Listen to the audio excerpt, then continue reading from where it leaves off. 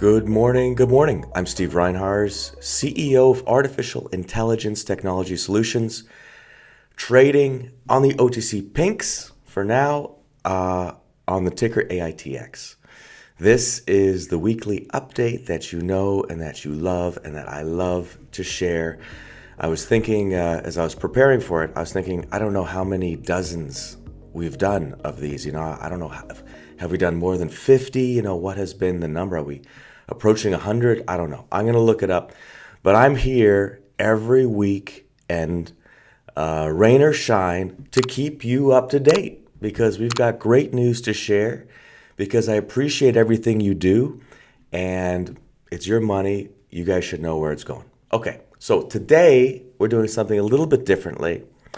And last night on Twitter and in Discord, I asked for questions. I said, listen, what do you think? What do you think I should address in this week's weekly update? And you did. And really, a ton of questions came in. And we're going to push a lot of those questions to next week's Ask Me Anything, which is on Sunday of next week. But today, there are 4 questions that we're going to hit. I think that they're very, popular questions. And although I give the answers regularly, it doesn't always, the reach of the answer of the form that I give it doesn't necessarily get as broadly dispersed as this video does. So we're going to hit 4 questions. The first is, when are top clients going to be revealed? Good question. Trust me, I want to do it. I'll share with you that for internal purposes, we have a logos page, that's got all the logos of all of our customers on it. And the page is shocking. I showed it to a couple insiders and they're like, wow, they're like, that's incredible. So I think it's incredible. Other people think it's incredible. The one big client that really kind of helped us get moving in a number of different ways in logistics, some of you may already know them. They were at the shop a couple weeks ago. We're going to be with them next week at GSX. And according to the timeline they gave us, they should have permission for us to reveal them this coming week. Now, I want to make sure everybody understands. A week and a half ago, they gave us a schedule that said we should have approval in 2 weeks. That second with last week is this week coming up. So, are we going to get it? I hope so. But that's the status on that client being revealed. I think that there's other clients that community members have found. I know that Eric Medina went to a theme park recently and took all kinds of photos with some of the Rosa 180s and Romeo. So that's cool. So we're around. We're just very careful with our agreements with our customers, but know that one day we'll be able to get more customers out there and it'll be awesome. Okay, that's question number 1. Thank you for that. Question number 2, status on the QB. Okay, so status on the QB.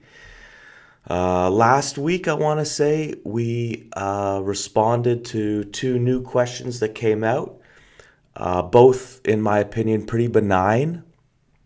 So, we went from like 7 new questions to 5 new questions to 2 new questions.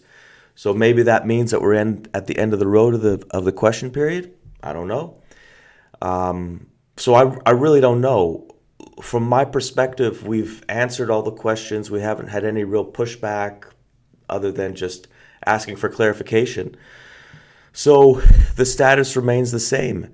It could be any day. It could be no day. We don't know. I'm going to remain hopeful because I have no reason not to believe that.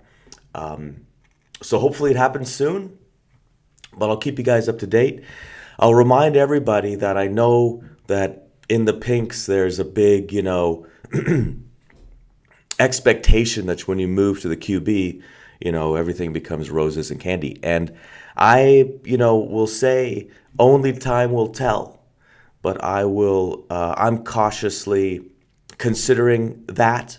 I don't necessarily think that's the case per se, but we'll see. In any case, Our investors from the pinks asked us to go through the process of uplisting to the QB, and we did. And we're in the final stages of hopefully approval right now, and we'll see. That is the update as best I can give it on the QB for right now. That's 2 of the 4 questions down. Okay, this one. Now we're getting into some more complicated questions. This next one, I'll read it to you. Just curious, when dilution is done, which I'm hoping soon, will you come out and say it so that we know? So that's the question. And really the answer is we don't know, okay? We don't know. And I certainly can't say. I would certainly never be able to set an expectation in advance until the day was when I said, hey, we're done. And that day could come, will come. Obviously, we're working for it all to come. But more importantly, let's really understand what this dilution really means, okay? When we authorized an additional billion shares from 5 billion to 6 billion, when those shares, or if those shares are fully issued, that is a 16% dilution on the 5 billion shares, okay? It's a 16% dilution. And I think one of the many questions that investors have to answer for themselves is if AITX gets the benefit of 1 billion shares, okay, that results in a 16% dilution to investors. Can AITX take the money from the sale of those billion shares and do more with it for the company than the 16% dilution happened? I don't know if happened is the right word, but do you see what I mean? So 1 billion shares for only 16% dilution stretched over months and months.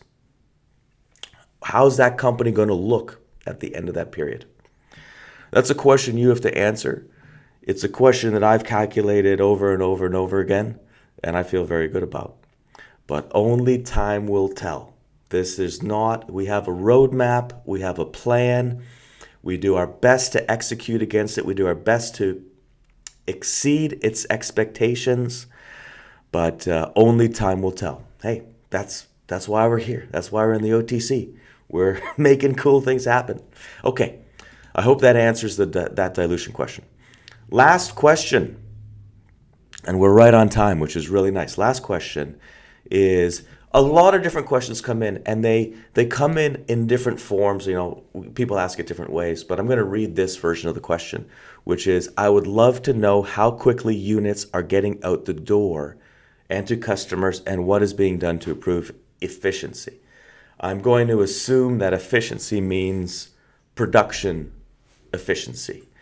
And this topic, this question is one that I could probably talk about without interruption for an hour. Literally, and I was at the Rex yesterday, and it's amazing what we do over there.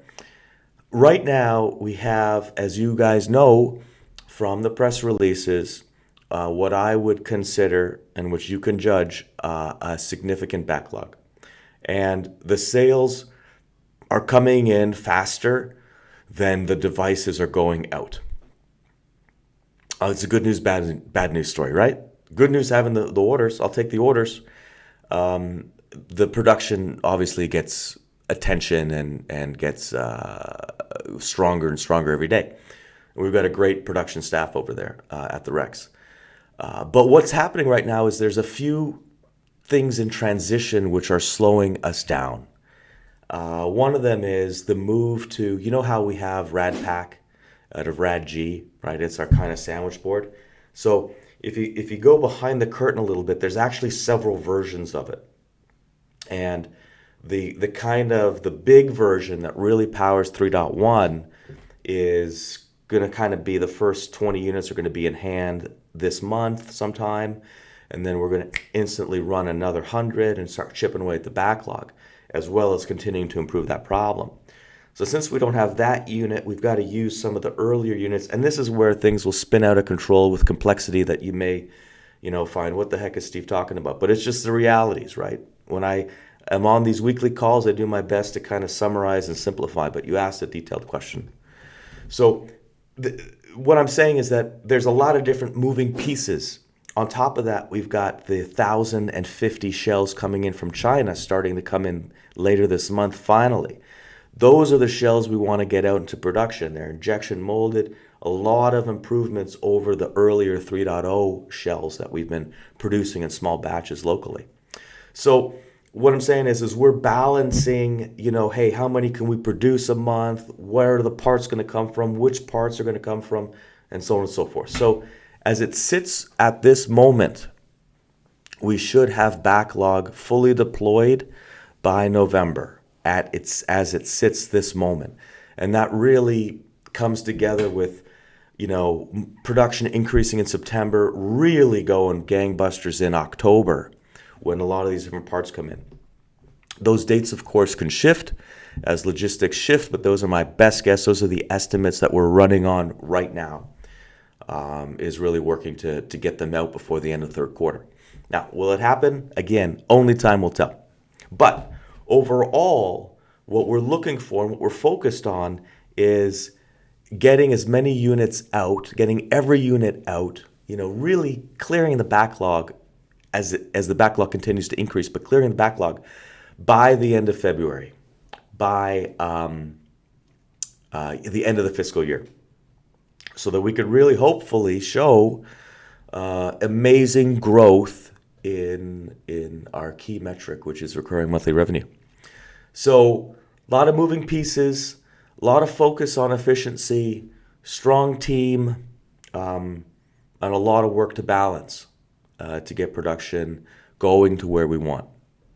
I think right now we're probably putting out somewhere between 20 to 50 units a month right now, and we want to, go 50 to 100. So anyway, those are some numbers for you. Everybody, that was fun. AMA next week. Have a great week. Please share the goodness of AITX that you see online and everywhere you can. I'm looking for this OTC volume to turn around. Who knows? Time will tell, but history also plays a role. We'll see you all later. Thank you.